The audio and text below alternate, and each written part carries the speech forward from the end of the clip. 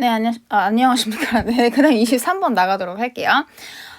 그 23번 나가기 전에 이제 이거부터 이제 좀 보셔야 되는데, 여러분은 아무튼 이제 곧 있으면 이제 마무리가 될 것 같아서 이제 살짝만 이제 썰을 이제 차담을 좀 하자면, 이제 제가 이제 영상이 좀 많이 늦어졌죠. 좀 죄송합니다. 이제 그 이유는 제가 뭐라고 했죠? 대학원생이어서 논문을 이제 썼어요, 이번 방학에. 그래서 이제 학위 논문 말고 이제 학위 논문에 이제 그거는 내년에 이제 심사가 들어가고 이제 또 학회지용 이제 저널용으로 이제 또 논문을 20페이지 내로 그거는 써야 돼가지고 이제 그거를 썼어요. 이제 저도 이제 첫 논문을 쓴 거예요. 저는 원래 논문을 쓸 생각이 없었는데 교수님이 뭔가 제 이 주제를 듣고 되게 좋아가지고 전화까지 온 거야. 주제가 너무 좋으니까 써라. 자기도 웬만하면 학생들 그냥 논문 안 쓰고 무논문 제대로 가라고 하는데 토픽이 좋으니 써라 라고 그러는 거야. 원래 그 교수님이 MBTI가 ISTP여가지고 막 남한테 관심이 없어. 내가 항상 내가 일방적으로 좋아해갖고 내가 맨날 쫓아다니고 그래. 근데 막 그 사람이 생전 전화를 먼저 하는 사람이 아닌데 나한테 먼저 전화를 하셔가지고 나 학원에 출근해 있는데 논문 써라 그러시는 거야. 내가 또 마음이 녹을 거 아니냐. 참고로 제 MBTI는 ISTJ입니다. 내가 마음이 녹은 거야. 네, 우선은 그럼 한번 써보겠습니다 해서 이제 그렇게 논문을 쓰게 됐는데 제가 이제 다행히도 이제 또 내가 이제 석사고, 처음으로 이제 논문을 쓴 거예요. 근데 다행히 내가 저널에 그 심사가 통과를 해가지고 이번 이제 11월 30일에 내 논문이 이제 출판이 되기로 했어. 제가 나중에 이제 그게 출판이 되면은 링크로 해서 공유를 해줄 테니까, 여러분들 이런 거 논문에 관심 없으시죠? 읽지 마시고요. 그냥 이렇게 스크롤 하면서 이 선생님은 되게 잘 가르치고 심지어 또 얼굴도 모르지만 되게 이쁠 것 같고 그리고 굉장히 키도 크고 또 몸매도 좋아. 그리고 또 아가리 타는 거 보니까 이 사람은 정말 심상치가 않다. 말빨도 되게 좋고 정말 잘 가르치고 근데 그런 사람이 이렇게 논문까지 심지어 이렇게 잘 쓸 수가 있다니. 어떻게 이 석사생이 박사생도 아니고 석사생이 정말로 드문 사례인데 바로 첫 바따로 이렇게 심사로 통과를 해가지고 이렇게 게재가 되다니 정말 대단한 사람이구나 라고 생각을 하시면서 읽으시면 되겠습니다. 존나 개소리죠, 개소리. 그리고 또 아까 학원에 있는데 유튜브 댓글이 이렇게 알림이 오길래 뭐지? 내가 또 뭐 잘못 설명했나? 이렇게 본 거야. 근데 선생님 주제 영상 잘 보고 있어요 라고 하면서 주제 요지 이거 언제 업로드 되냐라고 이렇게 이야기를 하는 거야. 진짜 너무 감동인 거야. 우리 학원 애새끼들은요. 구독자 늘었네요. 신기하다. 그냥 이러고 그냥 잘 안 봐. 복습을 안 해. 애들이 이렇게 영상 활용을 잘 안 하거든요. 지금 남 좋은 일만 시키고 있는 거죠, 제가. 그래서 저는요, 지금 이 동기부여를 어디서 얻고 있냐면 구독자로 지금 동기부여를 얻고 있습니다. 처음에는 원래 우리가 이렇게 서너 명끼리 그냥 우리 엄마 아빠가 구독한다 정도로 이렇게 딸내미니까 이제 또 우리 딸이 뭐 하나 보내 하면서 이렇게 구독을 해줬어, 또 엄마가. 아무튼 서너 명끼리 이렇게 보던 그 계정이 갑자기 지금 몇 명이야? 63명으로 늘어가지고 굉장히 많이 부담스럽지만 또 한편으로는 얼굴도 모르는 나를 되게 믿고 이렇게 봐주는구나 라는 거에 있어서 좀 책임감을 느끼고 있어요. 왜냐면 나도 가끔 틀릴 때가 있어. 근데 무섭잖아. 학생들은 이게 시험하고 직결이 되는데 뭐 우리 애들이야 이제 지들이 조지면은 이제 내가 이게 미안하고 이제 책임을 질 수 있지만 갑자기 이제 막 보는 사람들이 많아지면은 아무래도 조금 이게 영향이 있다 보니까 좀 무서운 거야. 혹시 틀리면 얘기해줘요. 저도 검토를 해서 이렇게 댓글로 정정을 하든 할 테니까 아시겠죠? 무섭습니다. 그래서 이렇게 채널이 막 그렇게 크게 안 커지길 바라면서도 또 봐주는 사람이 있으면 또 감사하면서도 아무튼 되게 복잡 미묘한 감정입니다. 네, 그래서 우리가 이제 23번 들어가기 전에 이거 이제 배경 지식부터 좀 쌓고 가야 될 것 같아서 한번 볼게요. 그래서 우리가 이제 논문을 쓴다거나 이제 할 때 두 가지 종류의 연구가 있어. 이렇게 통계를 내야 돼. 논문에 있어서는요, 항상 뭔가 내가 실험하고 뭔가 이렇게 가정을 세웠어. 그럼 실험을 해야 되잖아.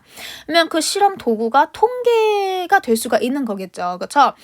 그 통계에는요, 보통 대표적으로 두 가지 종류가 있는데 그 첫 번째가 바로 뭐냐면 양적 연구야.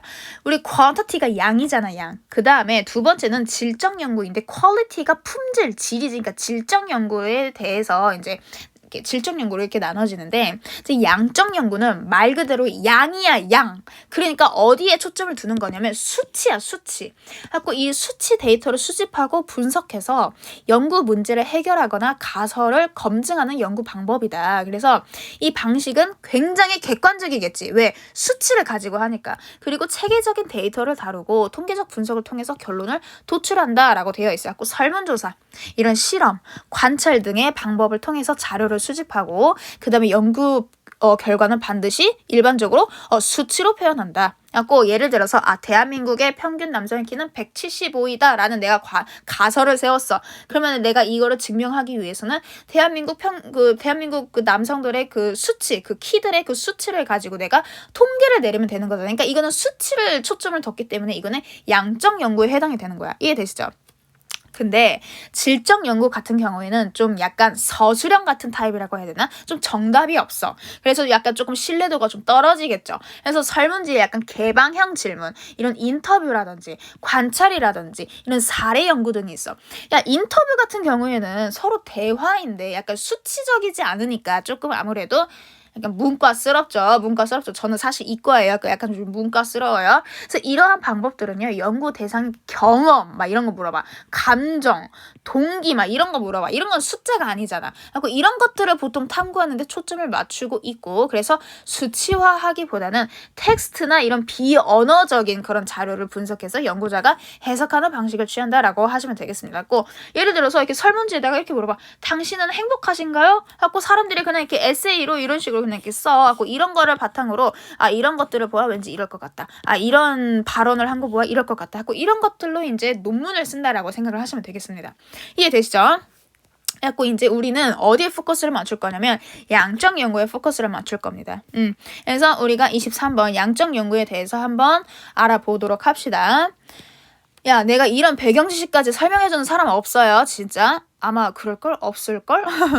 없을 거예요. 그래서 many forms of research lead naturally to quantitative data. 그래서 그 많은 형태의 연구는요, 그렇죠? 많은 형태의 그 연구들은요, lead, 이끕니다. 자연스럽게 어디로 이끄냐면 보통 양적 연구를 사람들이 많이 택해. 왜냐면 좀 더 객관적이니까, 그렇죠? 그래서 a study of happiness might measure the number of times someone smiles during an interaction, and a study of memory might measure the number of items an individual can recall after 1, 5, and 10 minutes. 그래서 연구인데 어떤 연구냐면 행복에 대한 연구를 할 거야. 행복에 대한 그 연구는요. 어떤 한 연구는 measure, 측정하겠죠. 뭘 측정하냐면 the number, 숫자를 측정할 거야, 숫자를. 근데 어떤 숫자냐면 someone smiles. 어떤 사람이 웃었는지, 그러니까 어떤 사람이 웃은 그 횟수를 센다는 거죠. 뭐 하는 동안에 during an interaction. 이제 뭔가 사람들과 이렇게 대화하면서 그런 상호작용하는 동안에 어떤 한 사람이 몇 번 웃었는가를 이제 측정을 하는 거겠죠. 몇 번 웃었는가. 자, 여기서는 당신은 행복하신가요? 하면서 오픈 엔디드로 끝났지만 여기서는 숫자, 양적 연구는 우리 양적 연구 본다고 했어.